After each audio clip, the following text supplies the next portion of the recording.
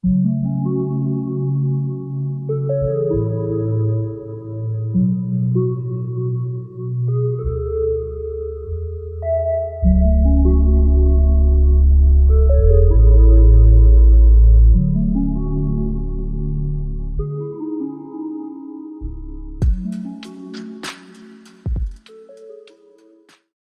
to the devil by misplacing or misdirecting hate. So it has been a blessing being in the Plain churches now for almost 30 years. Almost all the brethren I know have exceptionally calm demeanors, which has been stabilizing. I've rarely seen anger, but we're all human, and I've seen at times repressed anger come out in ways that I haven't been used to. Church splits, seemingly out of the blue, long-standing relationships suddenly cut off, like an informal excommunication. Now, my wife will tell you that when I take off my physician's hat underneath it all, I'm still my father's son, and I have that hot Mediterranean blood still coursing through me. In our Maltese and Italian culture, of which half of me belongs, the other half is German, we are used to say, let's say, having discussions, sometimes heated discussions. Let's call those passionate discussions. Now, passion means to suffer, as in the Passion of the Christ, as in compassion, meaning calm, meaning coming together, and passion, meaning to suffer, suffering together with someone, compassion. But at the end of the day, I know to let that sun go down on any feelings of wrath. It's also good to realize that the opposite of love is not hate, it's apathy or lukewarmness. For some, in order to first and foremost keep a steady and even keel, never risking passion, they'll never get out of the harbor. But we can't fully serve the Lord if we're not willing to venture outside the safety of the harbor. We need brothers who are ballast, keeping the ship upright. We need brothers who are the rudder, ready to help us avoid obstacles. We even need brothers who are like the sails, ready to catch and release a lot of hot air. They help things move, sometimes even when we don't want to move. But move we must, if we are to avoid the stagnant waters of apathy. We risk traversing stormy seas and mutiny among the crew members. But can we traverse the passage if we can constructively channel our fears and passions by placing our trust in the captain above? That's the only way to do it. The key is to know where to focus our hatred of weakness, and that's on our spiritual enemy, Satan. And to do that, we need a sober self-examination. 2 Corinthians 13:5 says, "Examine yourself, whether ye be in the faith. Prove your own selves. Know ye not your own selves, how that Christ Jesus is in you, except ye be reprobates?" Know your enemy. Once we know ourselves, once we examine ourselves, we can now move on to knowing our enemy. 40 years ago, I was in the Air Force, and I eventually became an officer and a pilot before putting God in charge and giving Him command of my jet. During that time, we studied in depth the waging of war on the enemy. We studied an ancient Chinese general whose name was Sun Tzu, and he wrote a book called The Art of War. In it, he talks about knowing your enemy. He says, know the enemy and know yourself. In 100 battles, you will never be in peril. When you are ignorant of the enemy, but know yourself, your chances of winning or losing are equal. If ignorant both of your enemy and of yourself, you are certain in every battle to be in peril. These thoughts are not inconsistent with the biblical teachings that we have just discussed. So who is the enemy? We can all agree that Satan is the enemy, but I'd like to look at some actual people that we may have angry feelings towards as a community. Critics that we feel may be desirous of bringing our downfall. There are actually many different kinds of critics we deem to be hostile, but I've tried to describe them in a little detail here. So, different kinds of critics. There's the love-hate critics. They are the cold in the hot cold. I know thy works, and that thou art neither cold nor hot. I would that thou wert cold or hot. Revelation 3:15. Why does God put the cold on almost an even footing with the hot? Why does he spew out the lukewarm? Clearly, it's because the cold are more winnable to him. On the contrary, if your enemy is hungry, feed him. If he is thirsty, give him something to drink. In doing this, you will heap burning coals on his head. Romans 12:20. These are people that actually love the church, but hate the sin in the church. Sometimes this hatred can become a consuming passion that does not go to bed. They leave and often badmouth the church, but with love and compassion, they can be won again. Then there's the walking and talking wounded. They're crying for help and are ready to tell the world.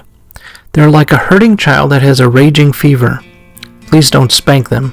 It won't help the outbursts and may make things worse. Don't forget to properly diagnose the condition before you render the wrong treatment. The proper dose of the right medicine is essential for the doctor and the patient, as well as the subject. Then there's the burn it down severe form, and they're the severe form of the walking wounded. Just remember, hurt people hurt people. Never abandon an opportunity to build bridges. Then there are the sanctifying critics. God can use those that speak truth, but who also make us uncomfortable.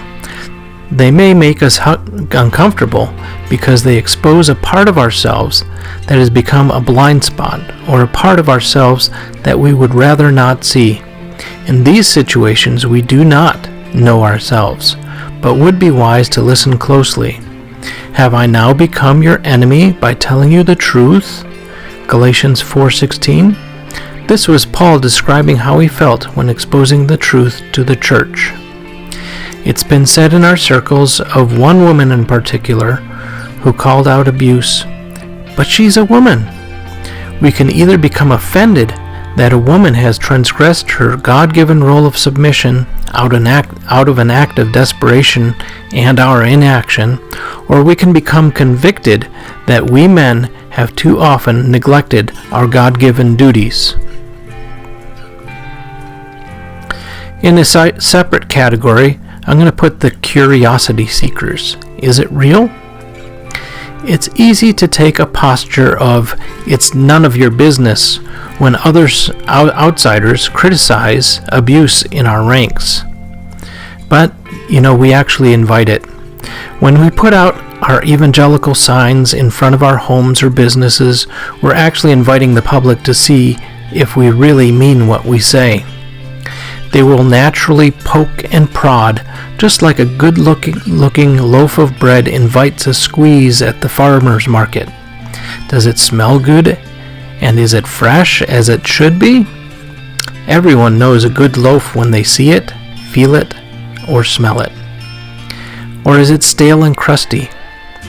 If a customer finds mold on our bread, do we mutter our dissatisfaction with them for noticing? Or are we profusely apologetic? And do we make certain, as much as is humanly possible, that it never happens again? This should not be an offense then, if they take such things into question. My old friend and mentor Elmo Stoll said almost 30 years ago, "You can be certain that if it says Amish made, then it most certainly is not." Now times have changed, and I asked another Amish friend, "What does the word Amish mean to the public?" He said that it stands for quality. In either case, it invites the observer to see if this is really true. 2 Peter 1:16 says, For we have not followed cunningly devised fables, when we made known unto you the power and the coming of our Lord Jesus Christ. So we need to be beyond reproach.